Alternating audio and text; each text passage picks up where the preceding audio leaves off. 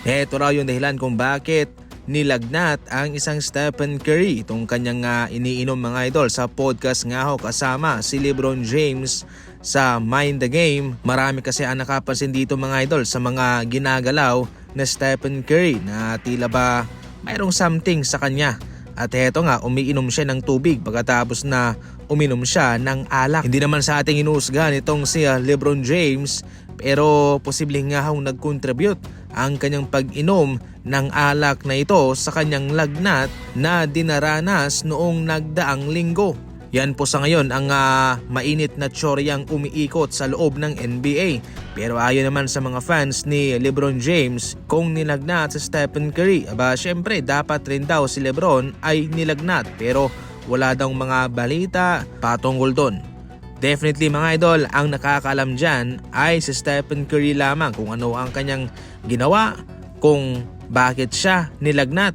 Siya lang po ang nakakaalam niyan. Usapang Stephen Curry pa rin, sa ngayon heto na po ang mga sapatos na kanyang sinuot mga idol.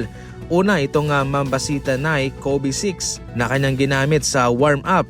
At ang kanyang mga ginamit naman sa mismong laban na itong kanyang mga sapatos na Curry 12 at Curry Series 7. Sa mga sumunod ay kanyang sinuot itong Reebok Shock Gnosis, Nike Air Pin 2 at Nike Foamposite. At heto pa ang Way of Wade 1 at hetong mga Curry Series 7. Pati nga itong Big Baller brand ay nakikilahok dito sa mga trending post nito patungkol kay Stephen Curry mga idol, at nagbabasakali na baka kanilang makuha itong sa Stephen Curry sapagkat alam nila na kung sino man ang makakapartner ni Steph sa susunod na shoe deal niya ay siguradong malaki ang impact noon sa kanilang sales at marketing.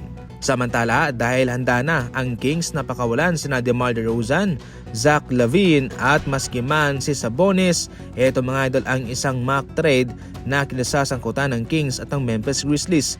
Matatanggap rito ng Kings si Ja Morant at bilang kapalit matatanggap naman ng Grizzlies na DeMar DeRozan, Malik Monk at Keon Ellis at maraming mga draft picks. Sa mock trade na ito ay mabibigyan po ng panibagong athletic na partner si Domantas Sabonis, at itong Memphis Grizzlies naman ay itong veteranong si DeMar DeRozan na mayroong pagkakalintulad mga idol yung playing style kay Ja Morant, pero syempre mas athletic itong si Ja. Oo, medyo marami-rami rito ang matatanggap ng Memphis Grizzlies, pero luging-lugi sila sa edad nitong si DeMar DeRozan. Mas bata kasi si Ja Morant kaya mas mataas ang kanyang longevity kumpara kay DeMar. Ang mock trade na ito ay lumabas pagkatapos na mayroong lamat na sa relasyon ni Ja Morant at ng Memphis Grizzlies, pati ang kanilang head coach. Inamin din naman mismo ni Ja na medyo nawala na ang kanyang kasiyahan. Kaya eto mga idol,